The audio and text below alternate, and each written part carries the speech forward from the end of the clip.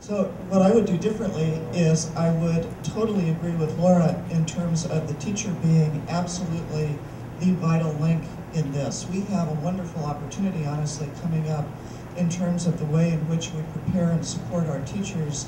We, over the next 8 years, something like 1.5 million teachers are going to be retiring. That gives us a tremendous opportunity to bring a new group of people into the teaching profession, to prepare them well. Teaching is an incredibly complex endeavor, and our teachers need support from the time that they begin their teaching career and their teacher preparation program all the way through. It's clear that I'm going to echo what the superintendent's saying. There are a cadre of teachers out there that want to change things and are willing to reform. When the teachers' associations are saying no, it's because they're saying no to bad ideas. Rarely are teachers involved in the discussions. Most of the discussions around education are coming from policy groups and people totally outside the education spectrum. Almost everything she said I'd agree with.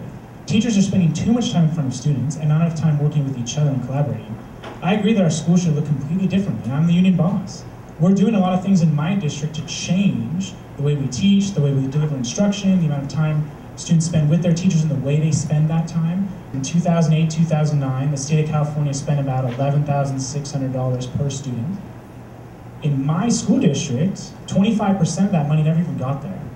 So many of you are going to say, well, districts, they waste money. But a quarter of the money doesn't even make it to most school districts because it's going to all these other things that never impact your students. And no one's ever asking those questions. And all the money debates, people never say, where does the money actually go? The state of California and the federal government are spending a tremendous amount of money on education. But how much actually ends up in the classroom? I would change the schools of education. I disagree. They are not producing teachers that come to us with the skills they need. The new teachers do not know how to use technology effectively in the classroom. They might be able to use it themselves. They can use Facebook, they can use their iPod, their iPhone, and so forth, but they don't know how to integrate it effectively in the classroom. Okay, so you change teacher education. What else? Second thing is I'd like to change the way teachers see themselves. Yep. I would like teachers to see themselves more as guides of education as opposed to the sage on the stage. Is that what you do? Yes. That's a set-up question. In case you didn't recognize it. That's what I do. I do what that. What do you do? So, like for example, I'm suffering from all that loss of money too. So instead of having 20 kids in my freshman English class like I'm supposed to, I have 30. Okay, so that's 1/3 more students. And so the question is, do I want to... that's 50% more. 50% more. I don't teach math. Thank you, John. Anyway, that's a lot more. So, should I cut the number of essays they write? That's really mean of me, right? So no, I don't cut them. But you also teach journalism. What do you do there? Well, let me tell you what I do with my English class. No, I don't want to hear that. I want to know about journalism. You don't have enough time. All right, I'll tell you just a bit about journalism. So my journalism class, I have an advanced journalism class, a beginning journalism class. Beginning journalism has 37 kids. Advanced journalism, 70. 70 kids in one class. So the question is, how do I get them all to work really well? So I put them in groups. They collaborate with each other. They're responsible for correcting and teaching each other, and it works. So what I would do is, charter schools are free of 80% of the education code under the mega waiver. Are charter schools serious silver DB? No, they're not at all. Because they're not at all. They're not at all. There's bad charters. The charters are very uneven. But the ability of charter schools, what we have is agility. And to those superintendents who said it's not fair that you have that agility, I say you're right.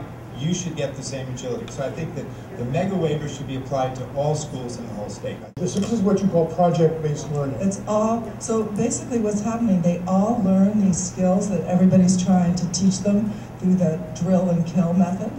That doesn't work, by the way. They learn these skills by doing projects. So they produce a newspaper, they produce a magazine, they correct each other's work, they are very proud of what they do, and as a result, they ask me, well, can I take that grammar book home this weekend? So these kids, they learn everything. that you're trying to teach them in that sort of deadening way. You know, the project, all this sort of standardized teaching curriculum that teaches to the test, it turns kids off. And so you don't want to do that. The idea is, okay, so I can pretty much figure out, you know, they need punctuation, capitalization, they need all these different skills in order to pass the test, right? That's what's on those tests. So if you are stressing that through project-based learning, they're going to learn it better than they're ever going to learn it if they're just memorizing stuff that doesn't matter to them. So, you know, it's a shame that they're getting rid of these programs, because these programs actually teach the skills. So part of the way out of this mess may be cutting those tests? Tenure should be eliminated. Tenure is the problem. All conversations. It's not anti-teacher. I love teachers, and 90% of the teachers are great, and every one of us knows the 10% in every building that really shouldn't be there. They're nodding heads. Everyone knows. There's 50, you know them without having this evaluation stuff? There's 50 million kids in schools in the United States every day. If 10% of the teachers are bad, that's 5 million kids. From an employee point of view, you might say it's 10%. If you're looking through the eyes of kids, you don't think that. Right, but you also need quality administrators, because I would say more than 10% of administrators would have no idea how to evaluate a teacher. Right. And when you're talking about teacher effectiveness, it goes back to what do you want the schools to accomplish? Yeah. So we have a 180-day contract. We have 350 employees. Everybody has a 1-year contract. It's 4 pages long. And every teacher meets 180 mornings in a year, an hour before the kids come. I think the focus on watching each other's teach is good up to a point. But if the teachers are working with each other collegially 180 mornings a year, then they get to do a lot of that time. The problem with watching each other teach is you need someone else to fill in for them. However, the San Diego Unified just had, the teachers union and the school district just signed a contract which limits professional development. I don't know what you guys got, 1 hour per month. So for teachers to say, well, we don't have a chance to do this stuff, we said, well, you contracted in such a way that you don't even give the capacity in. So this, you're blaming the union? You're blaming the union for this? No, I'm just, it's actually Julian Betts, I think, says it best in Educational Economics at UCSD. The best way from an economic point of view to understand it is that districts and unions they function as a co-monopoly, okay? And they really do. So they're unified 98% of the time, except when they're opposed to each other most of the time, 98% of the time, except when they're threatened from without, and then they act to protect the interests of the co-monopoly. Which, by the way, is the argument of Pelosi. Well, I mean, that was protecting mediocrity. That there's this complicity. I still think it's dangerous to say that teachers are the cause of these problems. It's not. I did not say that. I did not say that. I know, but it's easy to say it's the unions, but I'm a teacher. I was the teacher of the year in my district. I taught leadership in mathematics. Every student I've ever taught would say it was a great experience to be in your class. I mean, I'm that person. Representing my colleagues is all about empowering them to do their jobs. As the president of the San Jose Teachers Association, my #1 goal is to empower them to work in their classroom and educate the students they serve. That's it. Unions become a bad word in this society, but it's just a group of people working together for a common cause. So teacher unions, you're talking professional, but you behave trade. And so you negotiate, well, we can arrive 2 minutes before, and we can leave 3 minutes after. I think those are big generalizations, but I think the superintendent would agree that a lot of teachers associations now are working collaboratively with all groups to improve the quality of education. To assume that teachers don't want to work hard, most teachers I know got into public education because they really want to work with kids, and they value the same things you do. Why is it for decades, we've all known, this is my 34th year, in private schools and in parochial schools, and actually in charter schools like ours, teachers have more control of their work than they do when they operate under a collective bargaining agreement? Why is that? I think it's part of it goes back to what you said about the charter schools. Those private schools aren't under the auspices of the State Department of Education either. Districts. Yes, but wait a second. Now I'm asking about you in terms of your own interests. It is as a professional, I would want to have more control over my work. When I am operating under a collective, I've been a member of the AFT and the NEA. When I was in those units, I had less control of my work. The union restricted my own work. So I'm going to go back to what I said. I'm younger. I see my role as empowering teachers to do their jobs. And I think that that's what professional associations do.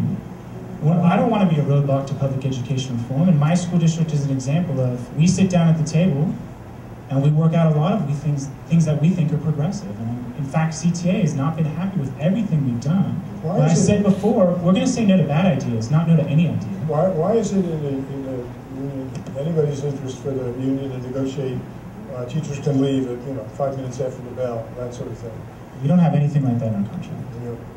I've seen it in contracts. I don't think I can think of a contract that says when the bell rings you can leave. Well, then, within 10 minutes. I want to assume responsibility for my own schools because we do have the contract that I said, and I just want to assure you from my own experience, even in my own schools, it's inevitable, and it happens at universities for those of you who work at universities, right? It's inevitable that there are going to be many moments at which the employee's interests and the student's interests conflict. And it has been my experience being on the faculty of a graduate school of education and working at a charter school and working in a regular district school that inevitably, invariably, the employee's interests prevail. That doesn't mean that they're ugly, horrible people. It just means that the advocacy on behalf of seeing it through kids' eyes is frequently lacking.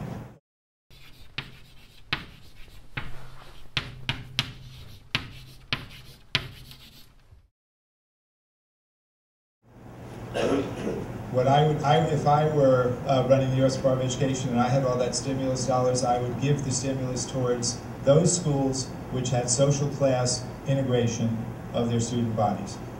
Because as Jefferson said, the purpose of public education isn't to serve the public, it's to create a public. And this country has lost that narrative, and we've drifted into apartheid schooling, and everyone, no one's talking about it. I'm not even just talking about race, I'm talking about socioeconomic. And then the whole basic aid and revenue limit conversation, everything is a different conversation because the fact of the matter is housing policy is school policy.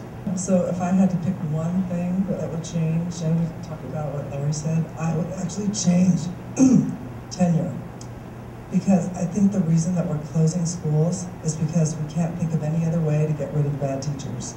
I see there's a lot of students being underserved by our system. So a longer school day and a longer school year, but with 100% local control with what the school district and school does with that time. I think we need more time in school for our kids. Our teachers need more time. I also think we need to totally restructure how we do school governmentally in terms of, for example, in San Mateo County, there are 23 separate school districts. In this day and age, is that the best way for us to be structuring how we deliver public education? I would look at assessments and how we evaluate both kids and teachers and try to make those much richer, much more deeply embedded in curriculum, and much more sort of in the professional development process for teachers so that they learn from the assessments as well as the state.